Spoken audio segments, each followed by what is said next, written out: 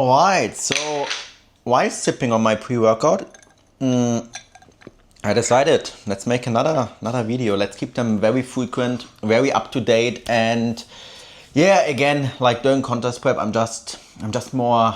That's what I love about contest prep as well. It's just like I'm more clear-headed, more sharp, more creative in a sense. So that is one of the things I love the most about contest prep as well. It's just like that, like mental sharpness in a sense. So for this video, what I want to talk about is the difference between a traditional normal fat loss phase and the contest prep, where people often assume like a contest prep is something totally totally different. Like you have to approach it so differently. That is why it can easily lead to the mistake of like once starting the prep, hey, people often don't realize like the first half of it is just normal fat loss. That is it. But for some reason, like I did the same thing at my first ever prep, was start a contest prep, and my mindset was so different. Like from day one, I was like way more obsessed about, oh, now I have to track everything to the gram. I can't eat out at all. I have to be like super go hard or go home from day one. And then obviously at the end of it, I got totally burned out. And when we do like a normal fat loss phase, when I look back of like normal mini cuts and so on, hey, like during those times I still ate out. Like I wasn't as as obsessed about all those little details, and I had like very good results. I felt very fresh throughout that whole like fat loss phase, mini cut and so on. And and during prep, for some reason, like from day one, I'm like doing all those unnecessary things because I think, oh, now it's a prep, so that is totally different. But our body doesn't care. Like a contest prep is just like technically just like a fat loss phase extended. And that is it. So that is why doing just normal fat loss phases, it's kind of like getting your skill set up there. So you do normal fat loss phases, getting good at it, know how it works, know how to lose body fat. And that is already like, gives you all like lots of experience for like a contest prep. But then again, the second half of it, that is where things get a little bit different compared to like a normal fat loss phase. Like all the mechanism, all of that is still the same, right? We have to be in a caloric deficit and we have to lose body fat. But the key thing is like at this stage, we have to be a little bit more strategic, but this doesn't mean we have to be overly obsessed and about it in a sense. It's even more so the case of like not burning out in a sense. Even more the case of like being like not obsessed, but being in a sense of like, let's say like having less balance in a sense in life when it comes to your other things outside of bodybuilding. So this means recovery becomes even more important. You can't focus on like big business projects as much, or like big things outside of bodybuilding as much. You just can't, because your recovery capacity is so limited. And that's what I mean. In a contest prep, you will lose like some balance in life, but in the sense of like you need to live even more like a monk, like even more like having very, very, very low stress in life, as much as possible, as good as possible, prioritizing sleep more than ever, because your body's just like more fragile. And that is honestly like that second half of prep where I would say don't plan like extremely stressful periods in that phase. So there you need to be like quote unquote like as much as possible like a full-time bodybuilder, while and outside of training just having like not too stressful things going on. So that is like the second part, I would say, in prep. And then again of like dieting even like a little bit slower, and just getting used to all those side effects, because they're usually all those side effects kick in. And I would say like meal timing becomes even more important, and so on. So yeah, that is like the main difference I would say. It's just like, hey, the first half of it is just like traditional fat loss, and then the second half of it is just you need to prioritize recovery more than anything, and also be ready for those so-called side effects. So there, like when it comes to training will be harder than ever. That is why during your off season you need to learn how to train hard, and then when you get to like true like very very very lean levels of body fat, everything in life will be much harder. Like even getting out of bed, getting out of the couch, getting your steps in, your body just don't want to move. That is just like a down regulation of your non-exercise activity thermogenesis, because your body is in a survival state, and all your body wants technically is like like put on some body fat. So that is why things that usually excite you in life become like in a sense less exciting, or you become a little bit more indifferent about things, just because your body is like really really like really in like a survival state. So that is honestly I would say the main thing. Fat loss phase, just extend it, prepare yourself for like more side effects, right? Low energy, higher hunger, like emotional flatness, all of those things will come in. There's no way around it. But then again, like mindset wise, being prepared for that is like the big thing. And then again, making like that bodybuilding life, like that sleep, train, recover as hard as possible, a big priority. And that is honestly, I would say the main thing. And then obviously like after contest prep, like recovery takes like some time. And usually, hey, you do a fat loss phase, boom, you're done. Back into gaining, your body is like, hey, like good to go. After contest prep, it takes still like some time to hormonally especially like recover again. And it's just like a bigger toll on the body. But like the main mechanisms, all of that is, at the end of the day, is still like a caloric deficit. That is all it takes. But then again, we want to create that deficit in a sense that is like the least damaging to our body. There's like two more things I would like to add in regard of the difference of contest prep and a fat loss phase. Like another big difference is as well, very obviously within a contest prep, you want to have a very good starting position. So within you technically a fat loss phase, you can start as, I mean, like if you're a competitor, you shouldn't get too fat, but fat loss phase, hey, you can start as fat as you want, and then you diet down. But within the contest prep, you need to have a very good starting position, because you don't want to lose, like, let's say, I mean, there's also levels to that, right? If you like do your first ever season, obviously you might not have the best starting position, but you want to get to a point in your career where you maybe have to lose, a maximum of 10% of your body weight, honestly. So therefore, like, again, you can conserve all that energy and so on. And the second thing is like you just, and that's why a good starting position is important. You shouldn't go like super hard even at the beginning in a contest prep, because you do a fat loss phase, you might do that for 12 weeks, something like that, and then even if you burn a little bit out, it goes very fast. You're done, you finished.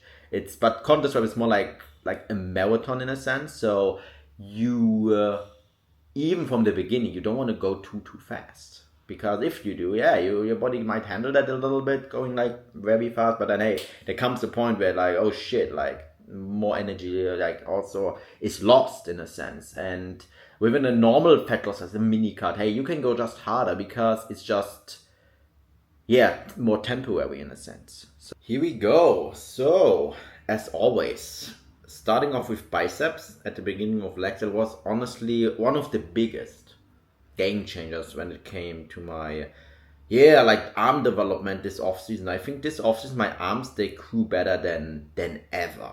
And this is a big part, because like before legs, it doesn't really impact like my workout at all. If anything, it even makes it like more efficient in a sense, where like, I go into biceps, it already puts me like somewhat into that fight or flight mode, getting everything switched up. And then once I start legs, I'm already in that mode in a sense, and nothing is really impacted. So definitely recommend that for anything you want to focus on. Like, man, like maybe next off season I will do that with triceps. Can also do it with delts. So delts, triceps or biceps, and yeah, and go with that. So four movements here, everything in myoweb, good old myoweb fashion here, to like, yeah, save some time, because I want to get a good amount of, yeah, good amount of volume in with those sessions basically. And if I would do like, hey, like 3-4 straight sets on all those like 4 movements, would take me quite a time. But I believe within contest prep, you want to keep your workouts like not as short as possible, but also not like longer than necessary in a sense, because again, the energy is very limited. And if I train, let's say, longer than 2, I gas out at some point, especially within contest prep. So here the big thing is like, yeah, where like my reps really help of like, yeah, keeping the energy basically there, not gassing out too quick as well, with like having one intra workout, usually like 30-ish grams of carbs, ensures I'm in a, yeah, like in a good spot. And yeah, the first movement, as you saw before, was like more of a like shortened bias, where I step a little bit back, biceps variation right here to the Cybex preacher curls, which I really like, which are quite like, yeah, like mid-range bias. So the first movement is like more, hey, finally the shortened out, then here like more so the mid-range. And the next one is, really love that movement, by the way. So it's more like a lengthened biased dual arm cable variation. And the big thing to keep that lengthened biased is basically making sure you don't push your elbows too far back. So I make sure my elbows are like kind of next to my body, and therefore it has a lot of torque within that like down lengthened position. And yeah, and that one feels so solid, because my previous gym in Muscle Factory, it had that functional trainer, but the cables, they really suck there. And here at Unreal Gym, the cables are very smooth. So amazing movement, like, yeah, really liking that one. And again, I love to start with like, hey, something really shortened bias, boom, then like mid-range. This is more lengthened bias, but not as lengthened bias as the final movement, what I will do after this one, which is like a laying dumbbell curl variation. I love doing it on the 45-degree hip extension, but the 45-degree hip extension is downstairs, and I just don't want to bring the dumbbells like downstairs, and they don't have any dumbbells downstairs. So I do this one, as you can see here on the lat pull down, works tremendously well. So you need to put like the knee pad like very high, because here the same thing, your elbow, your humerus, your arm shouldn't go straight down, because if it goes straight down, again, it will be more of a shortened bias movement. And here I kind of lean back, make sure my humerus, my upper arm, is in like a 45-degree angle, and therefore it's like very heavy, lots of torque in that, yeah, down position. And yeah, one of the movements where I would be let's say very conservative when it comes to load, because here, if I go there too heavy, like the more lengthened bias the movement is, the more it's like, okay, the first few reps feel alright, and then it just stops. Like you just can't get up anymore, especially this movement. So I use like 12.5 kilos here, and it's also the last movement. So again, like the more lengthened bias something is, the higher the risk of injury is, right? Like especially with like elbow, like tendonitis and so on, like some people struggle with that. So that is as well a good thing, starting with some shortened bias first, which is very elbow friendly, warming everything up, and then going to like more the lengthened bias stuff afterwards, where hey, everything's warmed up, but as well you kind of pre-exhausted, so you can't use as much load, which is like a great thing when it comes to like joint health, or things you like, hey, maybe you struggle a little bit with. So yeah, next thing is off to legs. Seated leg curls, like that Atlantis piece is tremendously good, so good. And before I was using like that, I think which is the brand, like Life Fitness, usually not the best, really sucked. It was like a leg curl, seated leg curl, which was again very shortened bias. And this one is like, hey, it feels like where I feel like tension across the board. And you can tell if a machine is quite good if usually if you feel like tension across the board, like mostly like mid-range biased in a sense, and there's like some of those machines, they are so easy in that lengthen range, and then out of nowhere they become so extremely hard, like a lot of like those techno gym live fitness kind of machines. That's why they suck so much, because they have like a resistance profile that is very inconsistent in a sense. And here, yeah, very consistent resistance profile. Felt amazing. Doing three sets there, straight sets on this one, on each set into to failure and into partials. Next one is seated like extensions, and I do that right before the pendulum squat. And this variation, because for me, I really struggle with like my like knee pain, jumper's knee quite a bit. So what I'm doing here, like quite shortened by his leg extension, so I push the seat a little forward, having somewhat a little bit more hip extension here, and only doing top half reps. So I don't go like all the way down. So, and I try to have like a big squeeze on top. Today the squeeze could be a little bit better, so next time I try to like hold it even longer, a little bit on top. And yeah, it's to this day I always have like a little bit of patella pain, so it always hurts a little bit. That's like a 2 out of 10 pain or something. And the main thing is, when you deal with like some pains, niggles and stuff, sometimes it's just like part of the game. It's a little also of your past, like hey, when we've been very reckless in our teens, young years, we have to work around, we have to deal with it in a sense. And experience teaches us of like what is good pain, bad pain, and I always have some knee pain on leg extensions, so it's just I live with that at this point. And the main thing is, like, as long as it doesn't hurt after training, I'm good to go. So I know my body very well nowadays, and as long as it doesn't really hurt like after training, it just hurts a little bit on that, like first movement basically, and then away, like right after I go into the like pendulum squat. So there I will have everything very, very warmed up, and that like ensures that I don't break that pain threshold in a sense, to that this doesn't become a limiting factor. Doing 2 drop sets here, so you just get an idea how those drop sets like look like. So yeah, I right afterwards go back at it. It sucks a little bit because I love using that seat belt, but I have to put it off, and then I have to get up. So it would be nice if I could just have the weight stick like right next to me.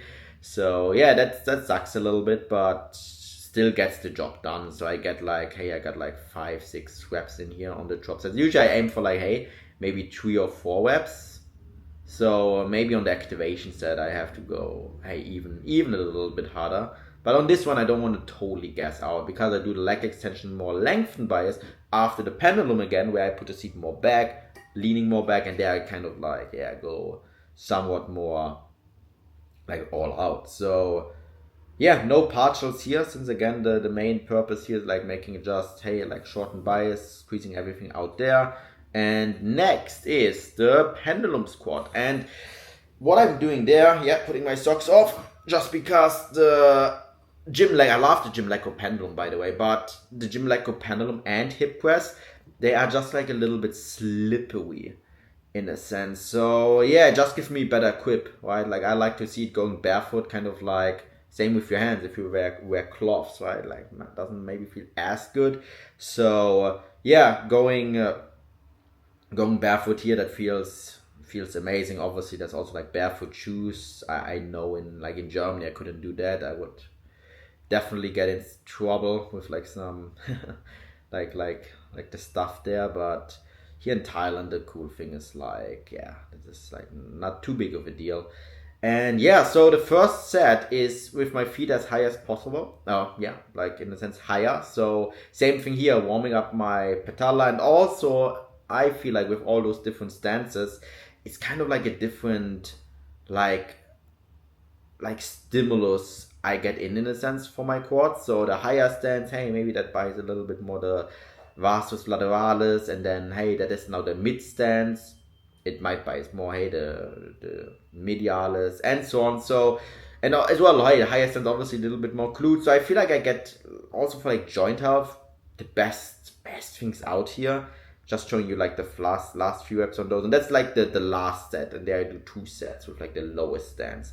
And again, I will be pre-exhausted that way. As you can see, I just use 30 kilos. On the 4th set I use only 20 kilos, and it like the muscle is basically the limiting factor. So here you see I really struggle, and if I would do this stance like from the get-go and so on, there I could definitely get into some trouble with my knees in a sense. So now we are back on the leg extension here. Seat is more back, so therefore I can lean more back, have the hips more extended, makes the whole thing like somewhat more lengthened biased.